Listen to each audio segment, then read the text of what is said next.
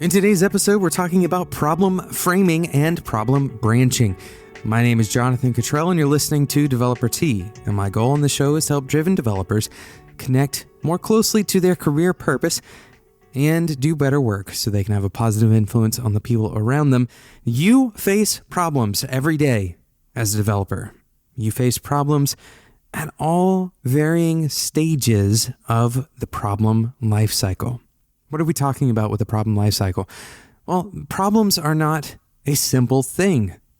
Perhaps a better way of putting it is problems are almost never atomic.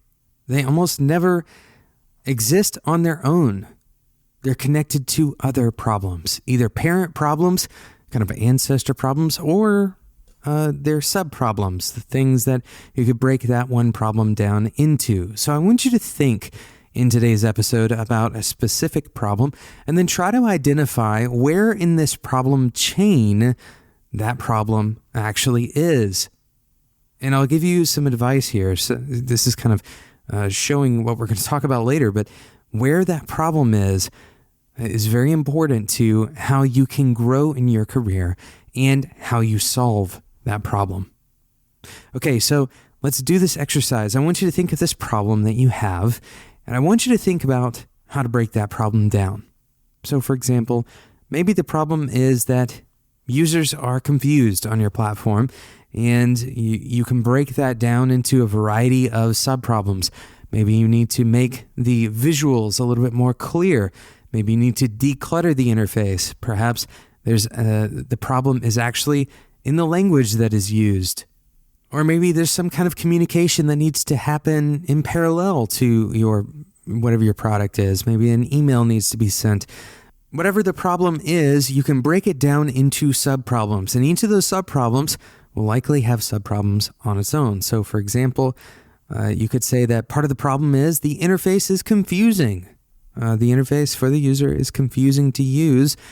So how do we break that problem down? Well, then we can go into an entire discussion about UX and usability and accessibility and trying to define who is this audience, right? We have multiple connections to other problems that are well up the chain in this problem set.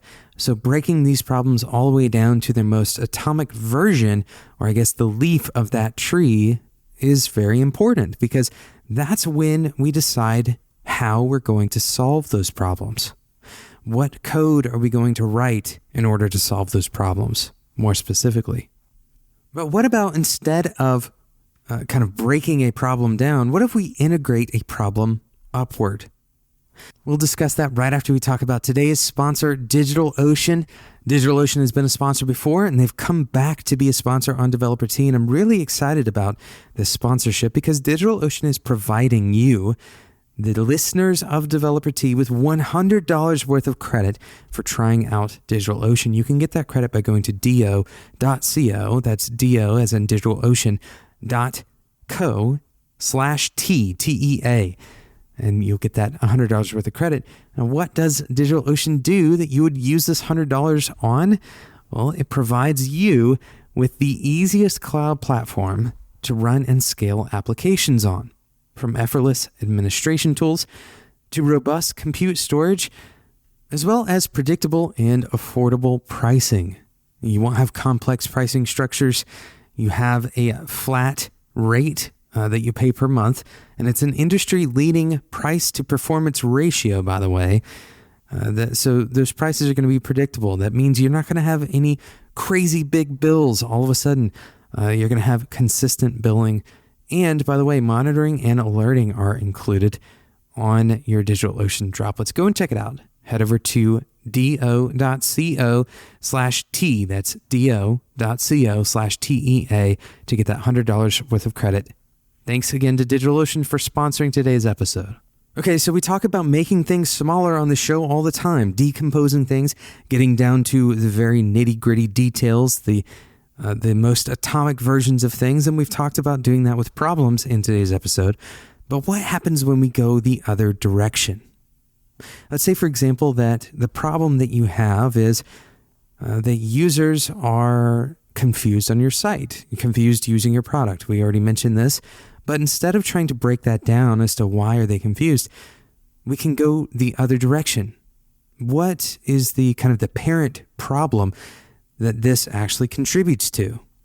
Now, at face value, this may seem obvious. Of course, if users are confused, then maybe those users are not sticking around, right? Maybe they are leaving your platform altogether. They're leaving your product.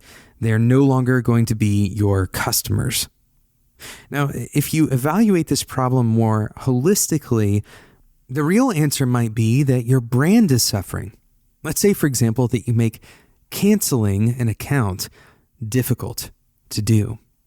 Well, this kind of has the opposite effect, right? They're no longer leaving your platform and you're retaining these customers because you kind of trapped them.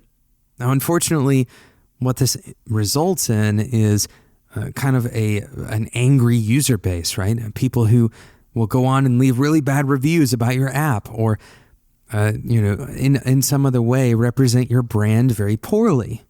And you can call it a brand, you can call it, the representation of your product, your customer service kind of reputation, whatever it is, but people will respond negatively to that. So that's actually a different problem, right? That this is a totally different problem than, we just want customer retention. Why do you care about your customer service reputation? Well, the parent problem, if you continue following this chain up, is that you do actually need to retain people. You need to have a positive perspective or a positive reputation of customer service so that when somebody is evaluating the various options in the market for whatever product or service that you provide, that one of the things that they're evaluating is probably customer service, right? So this seems pretty obvious, but as it turns out, when you contextualize a problem that is further down the chain, by following that chain upward, you can make much more informed decisions. You can make decisions that skip any assumptions that may be embedded in that problem statement. You may be able to kind of short circuit and solve the bigger problem without solving the smaller problem. You could remove that ancestor problem, that more specific problem, and replace it with a better one, or even directly solve that higher level problem. Recognizing that all problems are interrelated with each other, very few problems are actually atomic. You can start asking better questions and contextualizing the solutions to your problems based on where that problem is in that chain. Thank you so much for listening to today's episode of Developer Tea. We intentionally kept this one a little bit shorter today. Of course, that was the initial intent for the show. If you like these short episodes, then I encourage you to subscribe in whatever podcasting app you use. Thank you again to DigitalOcean for sponsoring today's episode. You can get $100 worth of credit on DigitalOcean's platform today by heading over to do.co. That's do as in DigitalOcean.co/TEA. do.co/TEA. Thanks again, and until next time, enjoy your tea.